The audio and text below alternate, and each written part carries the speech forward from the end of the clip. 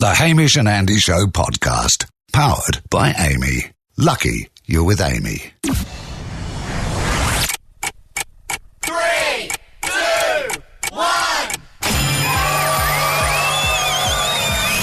Oh, it's been a hard day on the tools. Lads haven't even had a chance to talk about near misses. At school, we've been learning a lot of pointless dribble. Finally, I get to learn about Near misses, a great subject.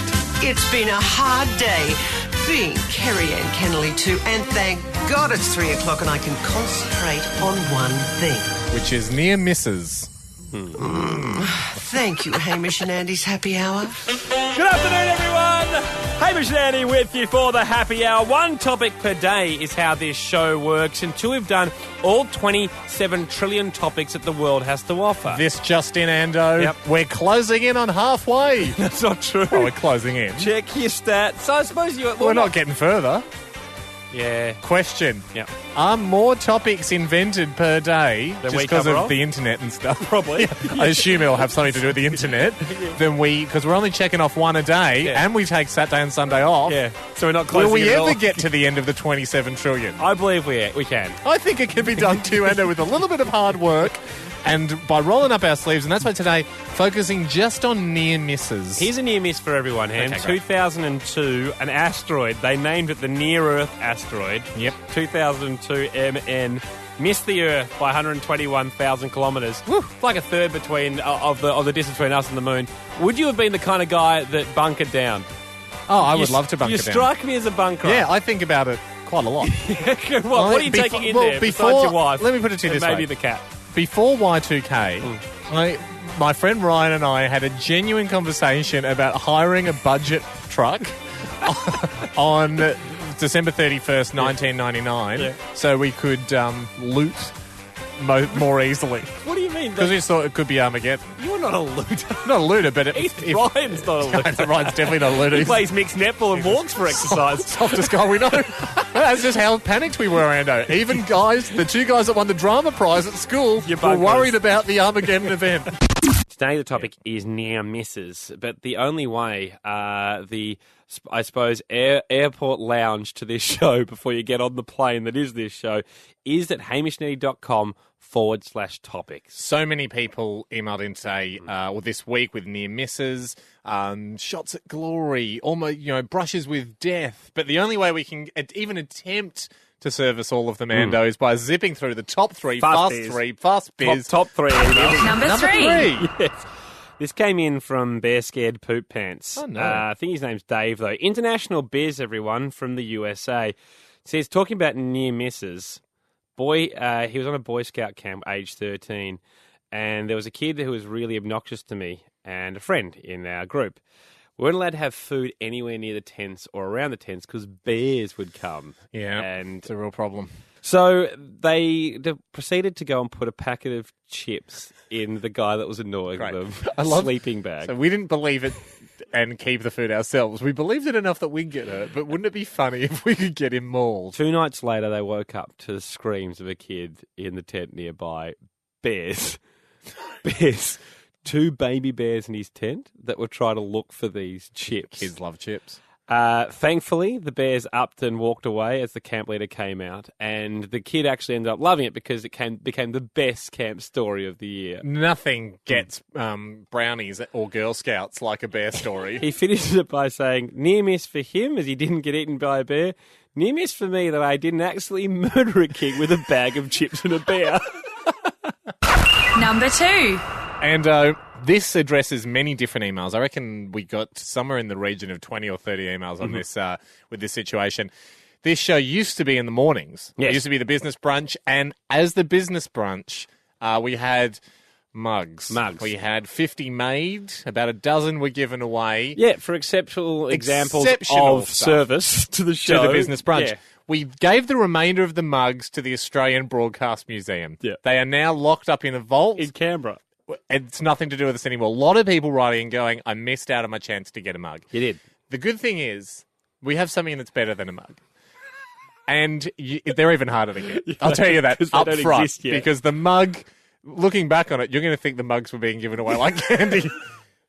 a gold-coloured watch. 100 gold-coloured watches are on their way to this show. Then once they get here, that will be what you need to be aiming for. Yeah. You want to be interacting with this show to such a level where in extraordinary circumstances, like it would be more likely for you to see an angel. I'll put it to you that way. Than to see a gold-coloured watch. But if you do well, then a gold-coloured watch could be yours. Number 1. Hey, this one comes in from Happy Chappy Sam. He says he's got a great game that his brother and him used to play a while ago called Close Calls, copyright pending. Basically, it consists of being a few metres apart with rubber bands. The aim of the game is to shoot the rubber band as close to the face of the other person, but without hitting the face. Steady hands as required. Yeah, right. He said, How many times would you get hit in the face? We're about to ask him because he's going to join us. He says, steady hands strayed sometimes towards evil, particularly if my brother had a pimple on his face. Sam joins us. Welcome to the Happy Hour, mate. Hey, good to be here. Thank you. Sam, the reason why I wanted to get you up today is because apparently the Close Calls game had its own theme song. Oh, really? This is exciting for us. Sam, for the first time ever on radio, anywhere broadcast, could we hear the Close Calls theme song? Yeah, sure. Like, I don't remember most of it because I wrote it when I was like 14. So it there's even a bit of so there's a lot of lyrics and writing it. Yeah. Great. So, I mean, there's like a rap verse in it and everything. Oh, well, so it's like the Fresh Prince of Bel-Air opening credits. All right, well, Sam. Geez, I hope we've got time, Give but us your best. go for as much as you can. Okay. All right, here we go. Don't judge. I was 14. Yeah, cool. These are the closest calls in the world. These are the closest calls, close calls. No, no, no, no, no, no. Then here comes the rap verse. Cool. Yo, these are the closest calls, come one and all. This is a sport of the future, not basketball. All you need are nerves of steel and rubber bands. You can fire them from a ruler or from your hands. These are the nearest of all the misses. You'll be getting all the ladies' kisses. And that's all I remember. That is incredible. Nothing like a theme song to promote the sport. Start putting it up ahead of basketball as a future sport. Thank you very much for joining us, mate. Exceptional. And I think the Close Calls game definitely... Yeah, you almost had no time to play after everyone was just doing the theme song. Today the topic is near misses. HamishAndy.com/topics. It is the way that you get into this show. And permission to bring up my own near miss? Sure. People may or may not know the story of how you and I met.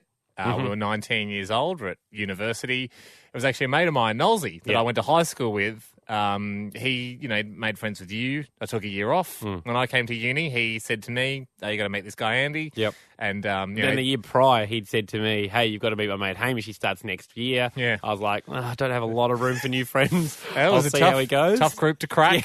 But we met each other that afternoon in the courtyard of the Commerce Department and wagged the afternoon classes, went for a beer, and pretty much seen each other. Pub. Seen each other every day since then. It's been bloody amazing. Didn't look back. Well, what is it now? 12 years. Yeah. 12 years of just almost daily solid friendship. Yeah. But I would be lying if I said that sometimes I don't, just at night have a little thought to myself, what if I hadn't met you? What if I hadn't been introduced to you by Nolsey? And, you probably overtook Nolsey. We didn't speak to Nolsey. Well, I mean, he was going to be my uni friend, but I sort of got sidetracked with we you. cut him out. Yeah. Okay. You might have actively been sniffing at the wires. But I mean, what if Nolsey and I just carried on and then... Nolsey was my reply, like essentially... Well, I'm not saying that. I mean, I know it's a silly thing to think about, but we've been friends for 12 years, and I think it's important. Yeah. You got to base a relationship on honesty, and I just wanted to talk to you about it. I mean, I have these thoughts. That's cool. And so if the spark's gone, you're saying? Spark's not gone. Definitely not gone. Well, you're thinking about others. Well, I have to be honest. Okay. Would you rather I kept it a secret? No, I appreciate your honesty. Because I think it would be, maybe it's a sign of a healthy relationship. Oh, it is. No, absolutely. Talk about these. To talk about it. Do you want to... I've gone further than just talking about it. I'm glad you're open to the idea because Nolsey's come in today. Put Nolsey in. Yeah. And I was wondering... Hey, Hi, Nolsey. I was just wondering if, if you mind... Would it be weird if you just left me alone for a little bit? We've had 10 great years. You're thinking about this. Get it off your chest. Are you sure? Absolutely. This is your hall pass. Really? Yeah. No probs. Okay, so I've just... Hey, I'll just pop out. If you could just leave us alone and we just do a Seriously, little bit of radio together? Won't feel weird. And thank you for bringing it up. Okay, thanks, mate. Whoa, Nolsey, thank you. Thanks for doing this. It feels crazy, but it also feels right. It'd be long if I hadn't thought about this. Have you thought about this? A little bit. Okay, well, I'm just got a few notes for you here. Yep, no worries. Okay, so just a few pointers on the page there, and okay, this feels so wrong, but let's do it. Okay. Good afternoon, everyone. Hamish and Nolsey for the happy hour. We've got a huge show coming up. I actually have a great thing I want to tell you about an old housemate of mine, hey? Oh, right, Hogs? No, Wade. Oh, yeah, of course, because Hogs is Andy's old housemate. Yeah. And because I love sneakers, and today's whole show is about sneakers, I'm launching a segment today called Where Oh Where Will I Find What to Wear? Where I search everywhere for a pair of sneakers to wear. There's a lot of wares. I don't think Andy would do that, though. He doesn't really care about sneakers. Well, I do. Well, I'm just saying, yeah, that Andy doesn't. I'm not Andy. Yep. No, I understand. We've got a great show coming up, don't we, Hamish? Yep. Well, stay tuned. No worries, I will. Hamish and Nolsey for your happy hour. Okay. Cheers, Nozzy. Thanks. no worries. Hey, thanks for that, mate. That'll do. Yep, great.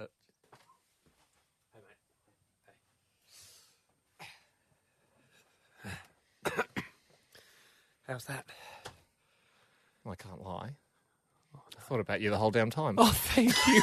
So dumb. I knew you had to So do it. I dumb. knew you had to do it, So but I didn't dumb, like and it. It felt so wrong. I was out. I'm never doing it again. Thank you. I'm glad. Missed you so much.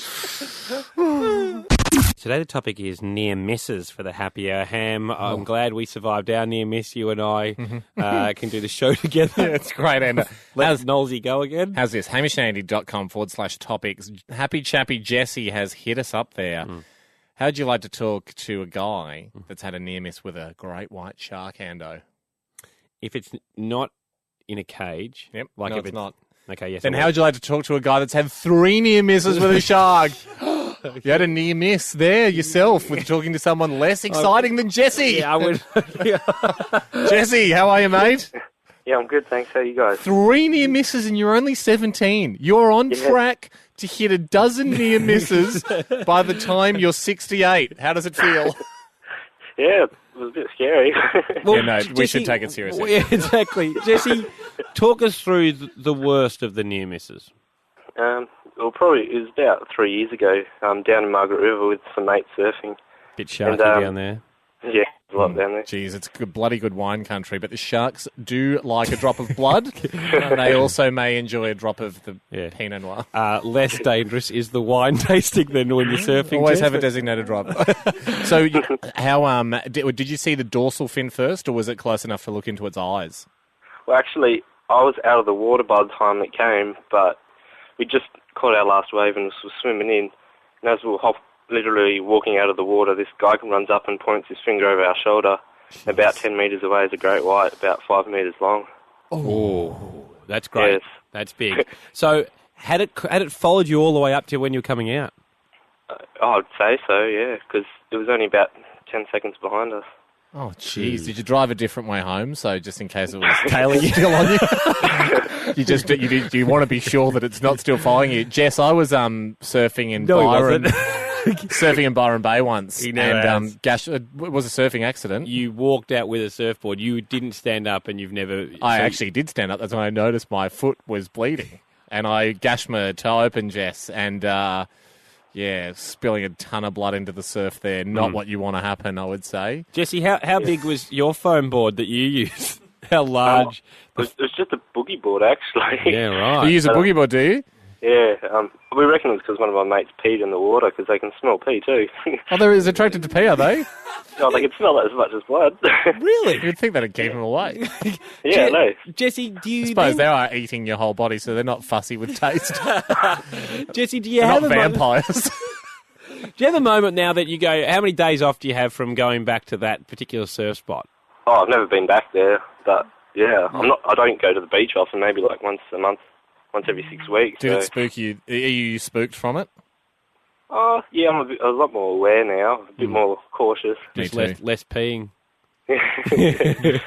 That's good. It's good philosophy. Well, me too, Jess. I actually haven't been back and surfed that break, I don't think, in Byron since the injury. Yeah. I know what it's like. Where man. else? Where else have you been going then? I was actually so shaken by that injury, I don't think I've surfed since. So I know how you feel, Jess. Just thank you for joining us, mate. Couple of surfers having a talk about life and death. Surf chat, Jesse and Haim. It's the happy hour. Thanks, Hang loose, Jesse. bro.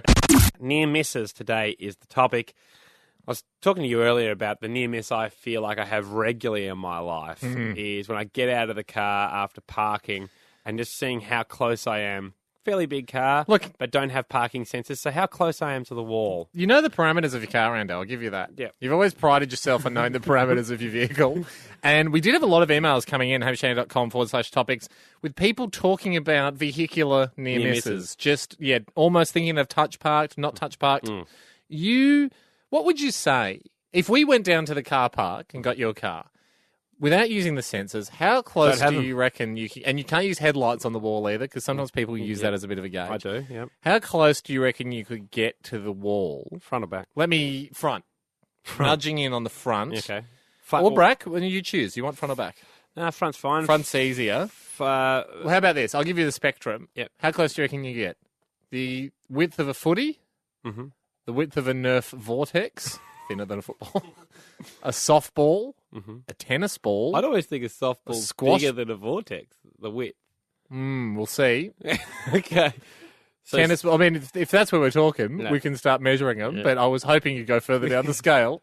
Tennis ball, squash ball, kumquat, regular size kumquat, Malteser, Cool Mint, slightly smaller, M&M, we're talking regular chocolate, and the width, the diameter of an M&M, so that's quite big. Tic Tac. Now we're talking the cross section of the Tic Tac, not the length. Okay. Diameter of a match. Wow, that's just very stick close. Or just the head? Just the match head. So we're talking very close now. We're talking millimetre. A pin. Hang on. A hair, or the width of an amoeba. I would micrometers. I would think amoeba's out of the question. Or an angel's pubic hair. The finest in the land. Soft, silky, very thin. I would and they're very say, small. Confidently, smaller than a tennis ball. So I'd say, what are we looking at? Squash ball? Squash ball. You reckon you could... Squash ball's not very impressive. I mean, we're talking... Squash ball's pretty impressive, mate. It's 2.5 centimetres the most. A squash ball? Yeah. No, it's not. Well, I reckon it'd be close to 6. I'm talking the diameter of a squash ball. 6 centimetres a squash ball? What you're holding out in your fingers there is not 6 centimetres. How big do you think 2.5 centimetres is? 2.5 centimetres that big? I don't think it is. This is not great for radio, but all right. If you reckon we're going to, A, find out how big a squash ball is, and B, that's how close you're parking. Okay, good. All right. Hello, podcaster. When you get a chance, jump into hamishandandy.com/topics and send us an email.